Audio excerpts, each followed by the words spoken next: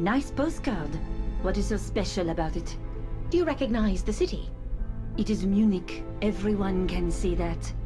I wonder why you have a postcard of Munich. Anna, I do not have time for these silly questions. I must leave. Anna, what are you doing? Let her go.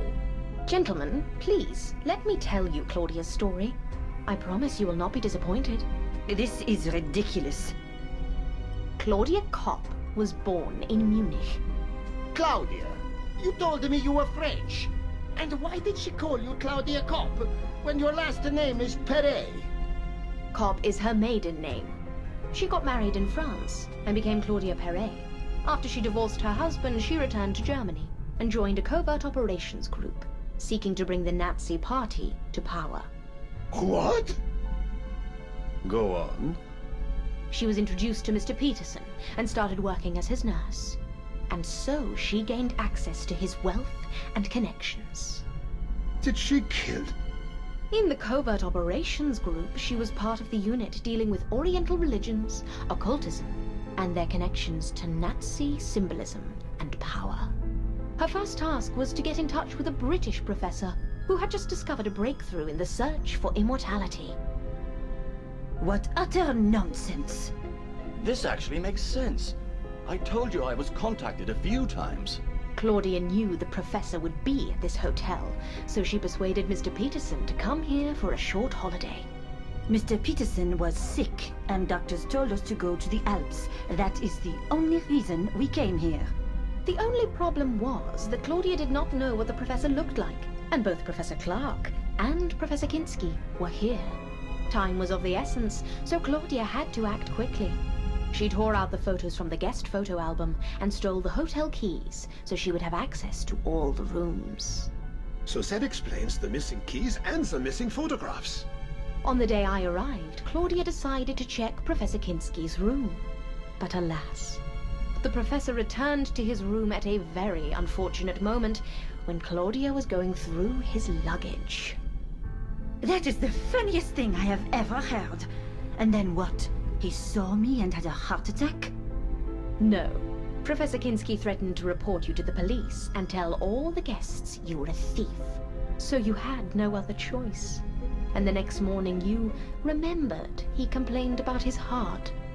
My God, I do not believe this. Claudia, is this true? This is a joke, Father. Can you not see?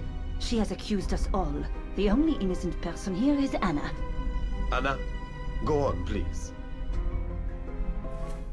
It's the telephone. I will answer it, Otto.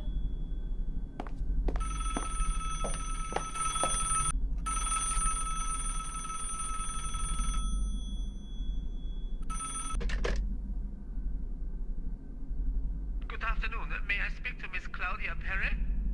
Who is calling? A good friend. Is she there? Yes, but she's busy. Is she all right? Yes, she's perfectly fine. Do you have a message? Yes. Please tell her that the plans have changed. What plans? She knows. What is your name? Helmut. Tell her Helmut. I will. Thank you and have a good day.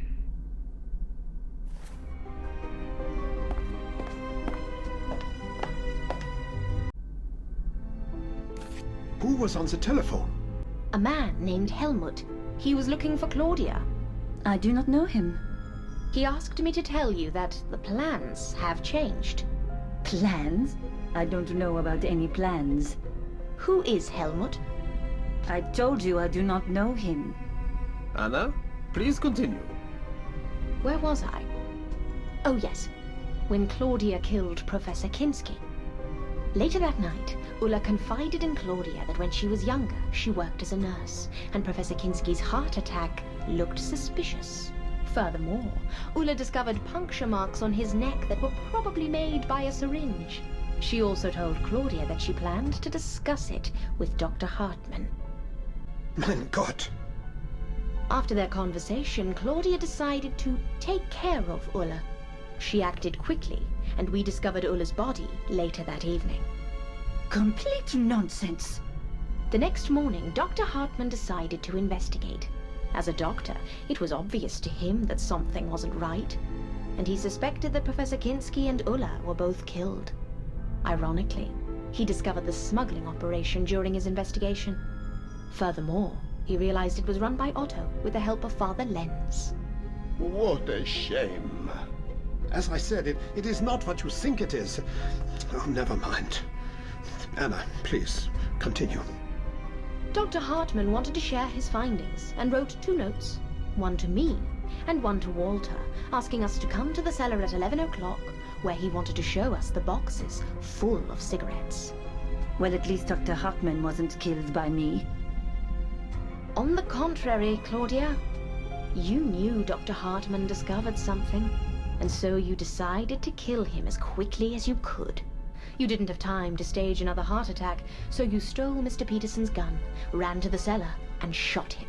Later, you put the gun case in Giovanni's room, and the gun in Professor Kinski's luggage. You confused us all. Walter found the body first, and took out his gun, and began to look around. When I entered the cellar, I saw Dr. Hartman's body, and Walter holding a gun. We argued, and after we searched the cellar, we left and informed everyone of Dr. Hartman's death. Nonsense! When we announced the death of Dr. Hartman, it turned out Giovanni was missing a pair of shoes. Professor Clark had mislaid his passport, and Mr. Peterson could not find his gun. But now we know what happened to Mr. Peterson's gun. But what about the shoes and the passport? We are almost there, Otto. Be patient, please. Did you find my passport, Anna? Yes, I did. Here it is. Later that day, Claudia pretended to be attacked. It removed all suspicion from her, but a tiny little detail immediately caught my attention. A syringe from Dr. Hartman's medical chest. I asked Claudia if she had any visitors, and since she had to improvise quickly, she told me Dr. Hartman was in her room, which was impossible, because he was in a wheelchair and couldn't make it to the 2nd floor. I must have mixed him up with somebody else. Later that night, when I shared my concerns with Otto, Claudia entered the room. She was obviously worried and wanted us to suspect Walter. When I went to the cellar before going to bed, wearing Giovanni's shoes, Claudia locked me up and turned off the lights. And when I got out, I saw the fresh shoe prints made by a man. It was very clever. How could you, Claudia? Meanwhile, Mr. Peterson had begun to suspect Claudia. He confronted her and demanded a straight answer. At first, Claudia acted innocent. However, after a while, she pretended she had to show him something. When they got to the backyard, Claudia stabbed him and dragged his body as far away as she could. Then she returned to the hotel and spent the night with Giovanni. A perfect alibi. You witch! In order to incriminate Giovanni even more, she smashed his record and scattered its pieces near the cellar door. A cold-blooded killer. What happens next is relatively straightforward. We all thought the killer was either Walter or Giovanni. The only problem was that Walter knew that he was not the killer, and he doubted that Giovanni was capable of murder. He suspected Claudia, and she had to keep him quiet. So many innocent lives. And there was one last thing I needed to check. It was more or less clear to me that the killer was Claudia. I just didn't know if she had communicated with someone outside. But the phone lines were down. Exactly. Yesterday I saw Claudia walking around with a mirror. I decided to do the same, and to my surprise, when I started to reflect the sunlight to the other part of the mountain, I got the same response back. Very clever, Claudia. I won't say anything. Not until I see my lawyer. Very well. Police! Open up, police! What is going on here? Is everything all right? Thank God you are here. We have a murderer here. Mrs. Claudia Perret. Mrs. Perret, is this true? I won't say anything without my lawyer. All right then. Stay here, please. We need to check the premises.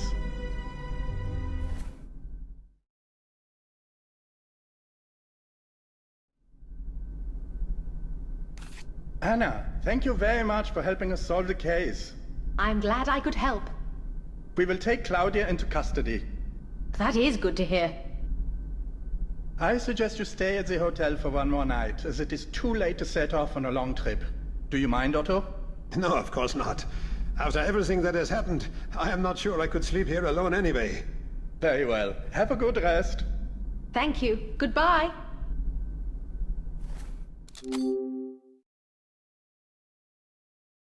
I have packed all my belongings, and I'm ready to go.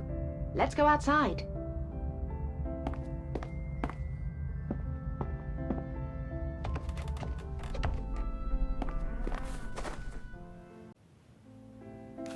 Good morning. Thank you very much, Anna. Good morning. You are welcome, Otto. Well, I hope you will come here again. I will. Anna, I have one question. Yes? I don't really know how to say this. About my other business. Oh, you mean the smuggling? It is none of my business. But you will get caught eventually, Otto. If I were you, I would stop. Thank you. The car is waiting for you. It will take you to town. Have a safe trip home, Anna. Take care.